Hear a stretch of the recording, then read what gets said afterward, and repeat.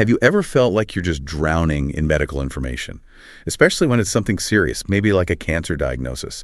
You want to get informed. You really do. You want to feel empowered, but the sheer amount of stuff out there, articles, studies, advice, it can just feel, well, overwhelming. Absolutely. It's a common feeling. Yeah, that feeling of needing clear, reliable insights, quickly and without all the medical jargon. Yeah. That's exactly what we're aiming for here today. Welcome to the Deep Dive.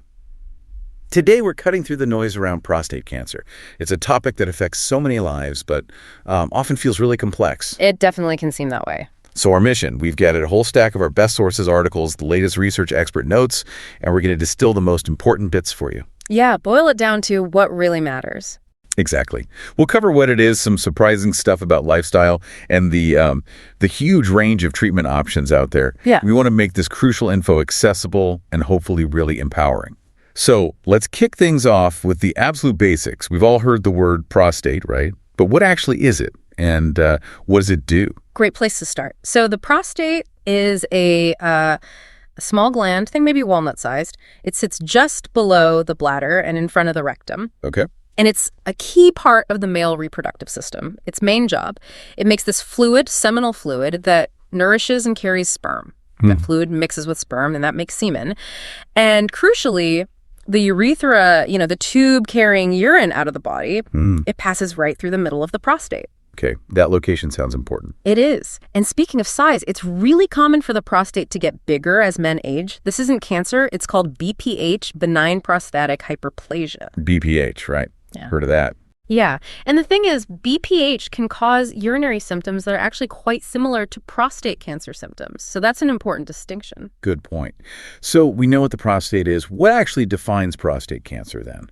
When does it become a real concern? Well, prostate cancer starts when cells inside that gland begin to grow abnormally, kind of multiplying out of control, and they form a tumor. Okay. But here's a really critical insight. The vast majority, really most prostate cancers, grow incredibly slowly. Often they just stay localized right there inside the gland. So they might not even cause harm. For many men, that's true. They might never cause serious problems. However, and this is the important bit point, a significant minority are aggressive. They can spread pretty rapidly. Okay. So there's a big difference there. Exactly. That duality, that difference is why early detection is just so vital. It dramatically improves the chances of effective treatment, if and when it's actually needed. That makes total sense. The slow-growing versus aggressive distinction is key. But if it often starts slow, does it usually, shout its presence with obvious symptoms?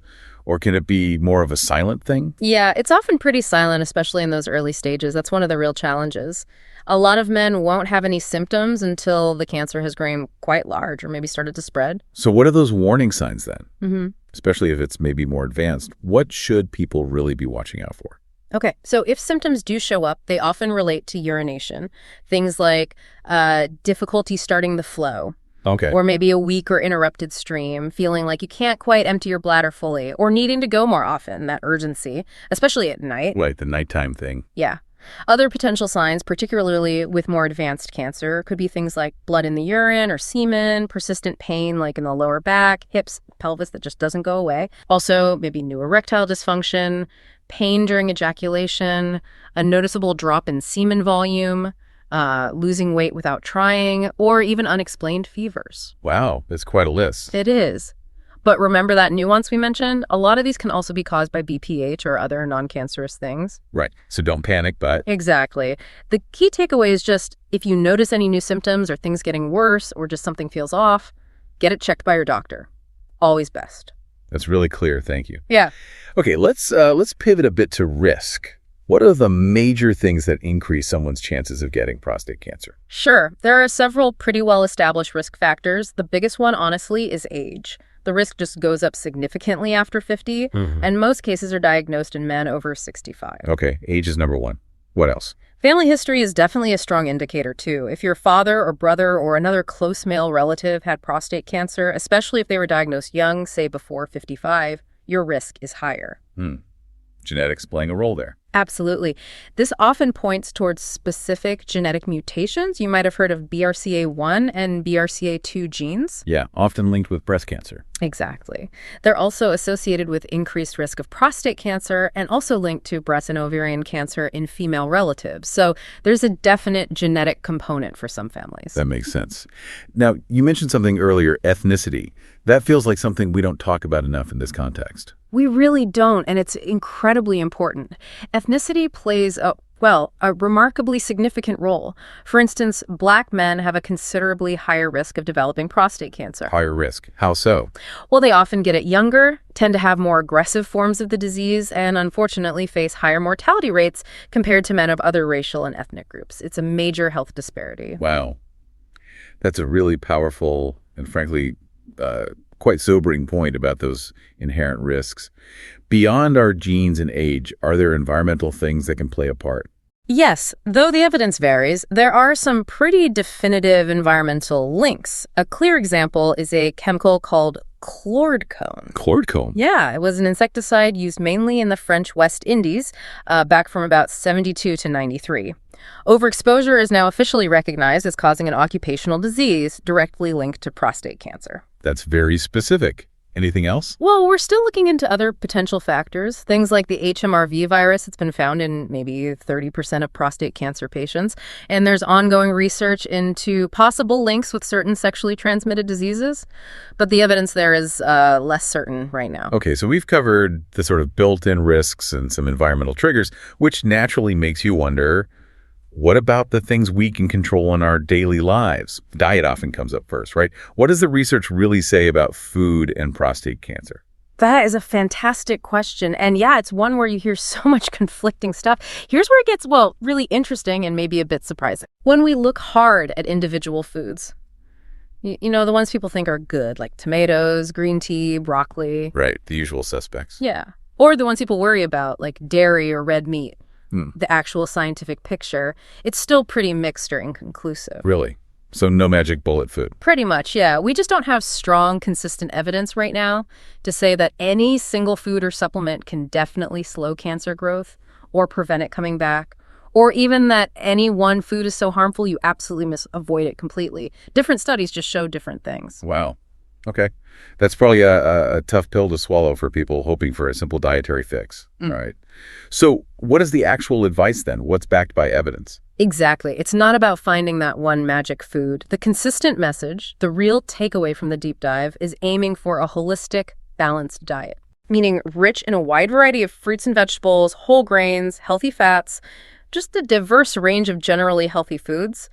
That seems to be the most robust, evidence-backed approach for overall prostate health and managing risk, rather than chasing single food fixes. Okay, so focus on the overall pattern. Precisely. Now, about those specific foods, you hear about soya, green tea, tomatoes with lycopene, cruciferous veggies like broccoli, pomegranate.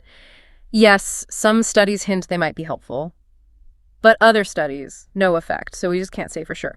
They're fine as part of a healthy diet, but not a proven treatment. And the potentially bad foods, like dairy or red meat. Same story, really. Some studies suggest a link, others don't find one, so no need to completely banish them unless you have other reasons. Moderate amounts are generally okay within that balanced diet. However, there is one clear recommendation from the World Cancer Research Fund.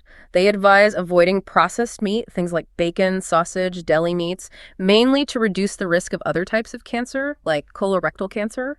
Okay, that's a useful distinction. So processed meat is a clear avoid. What about supplements then? And herbal remedies, is there anything there? Yeah, another area with lots of claims. Unfortunately, there's very little reliable evidence that supplements or herbal remedies are truly helpful for prostate cancer itself. Oh. In fact, some can actually be harmful or they can interfere with your prescribed cancer treatments. St. John's wort is a classic example. It messes with lots of medications. Right. The general rule: get your nutrients from food from that balanced diet.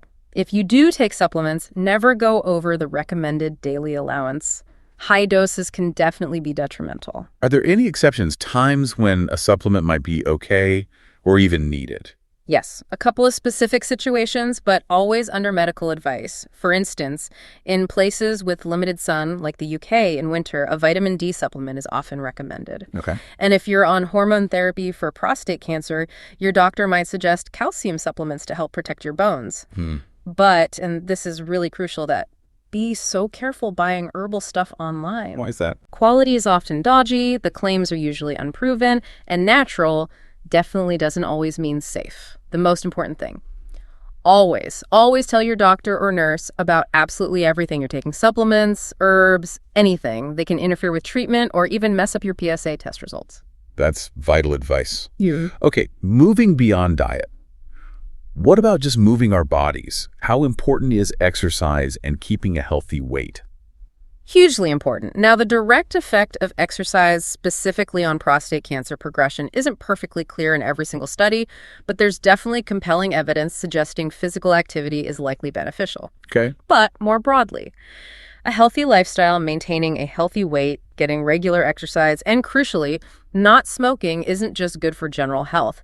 It can directly impact your prognosis with prostate cancer and how well you tolerate treatments. Let's talk about smoking. We all know it's bad, but what's the specific link here? Smoking is particularly worrying for prostate cancer. Research consistently links it to a significantly higher risk of dying from the disease. It also increases the risk of the cancer coming back after treatment or spreading.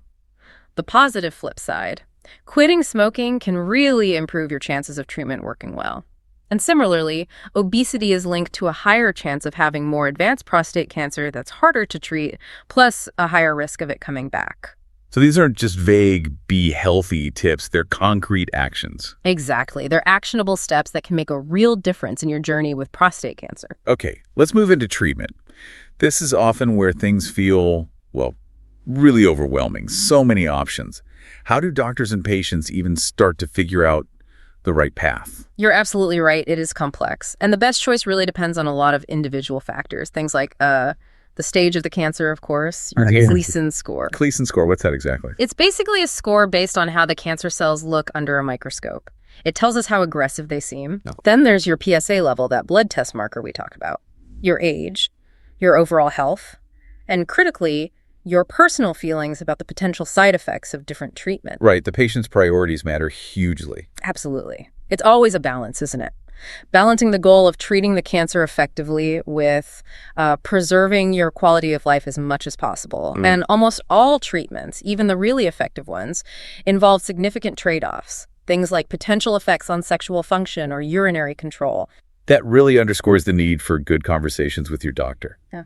Okay, let's start with an approach that might sound a bit strange at first. Active surveillance.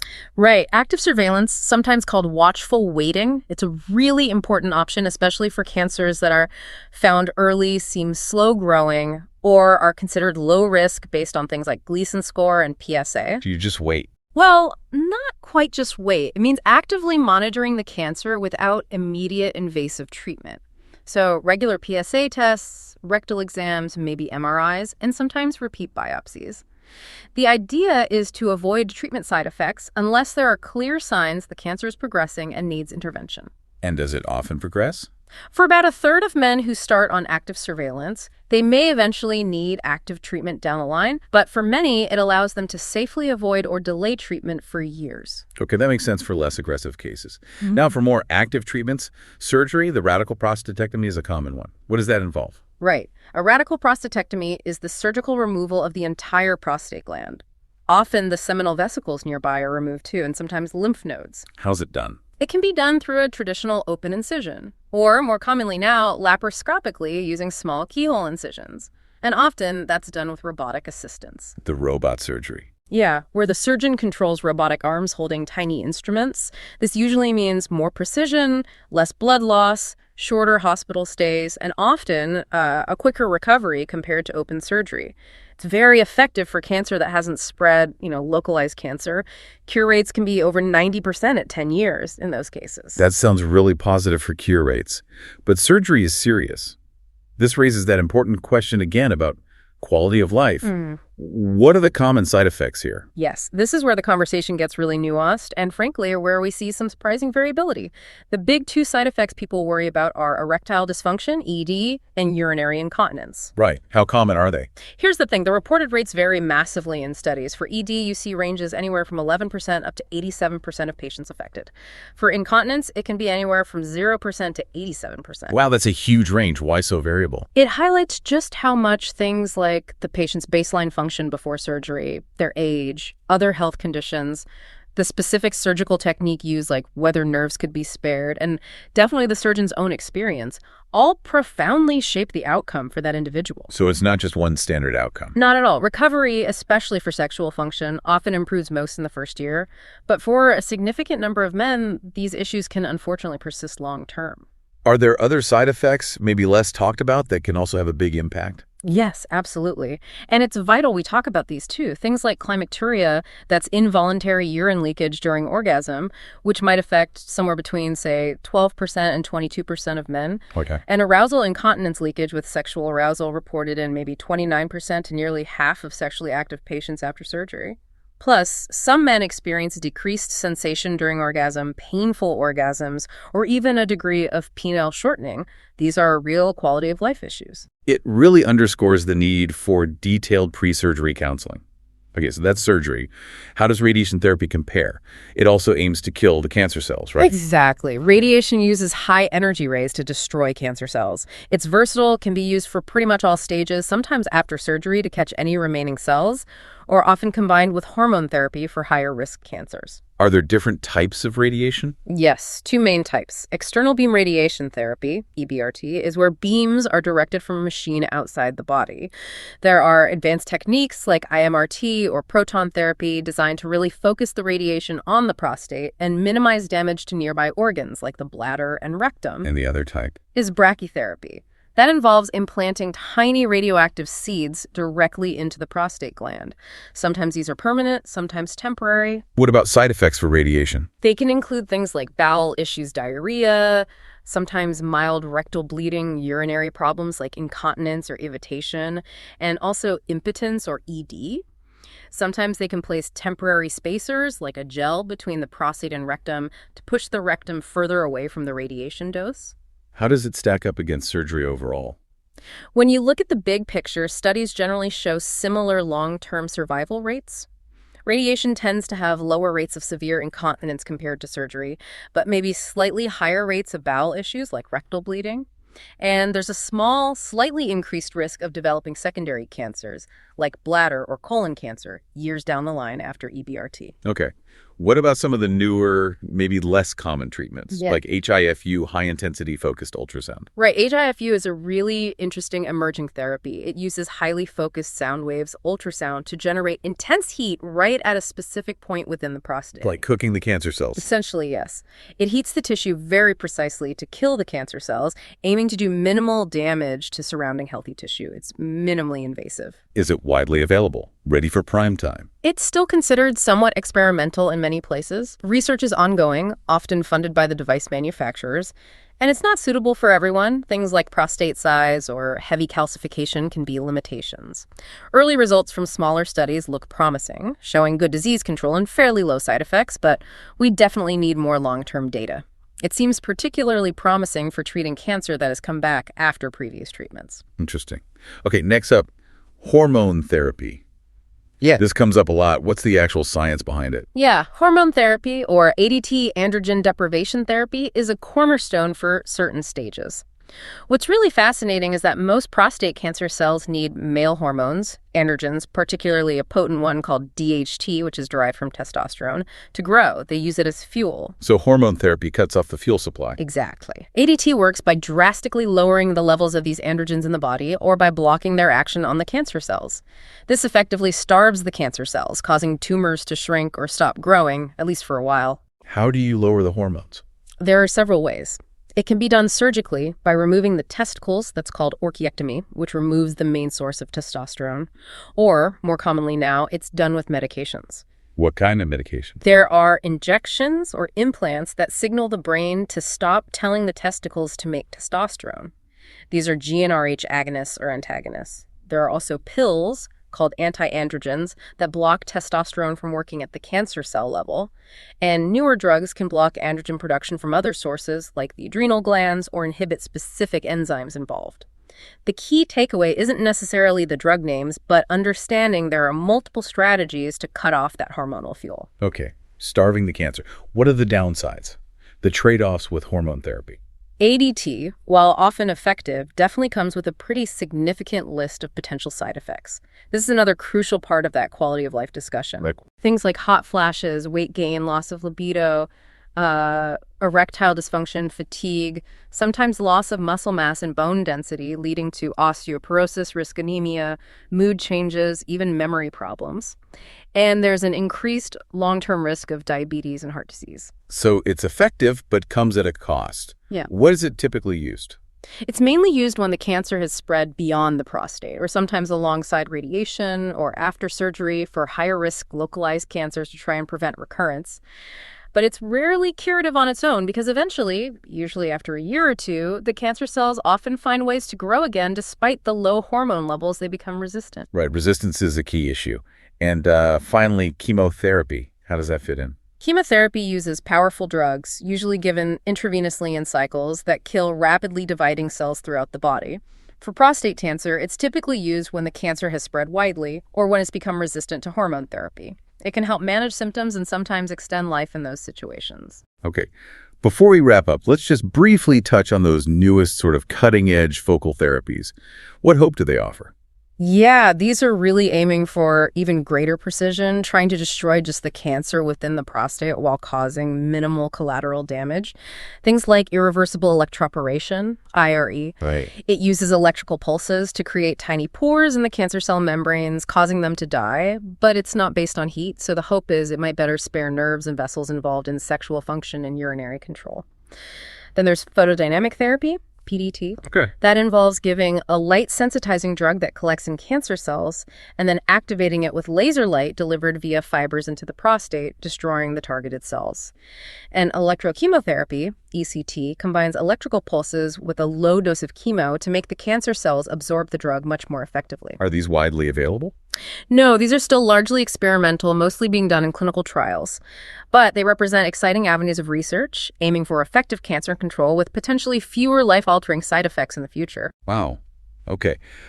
What's truly fascinating here, stepping back, is just the sheer range of approaches now.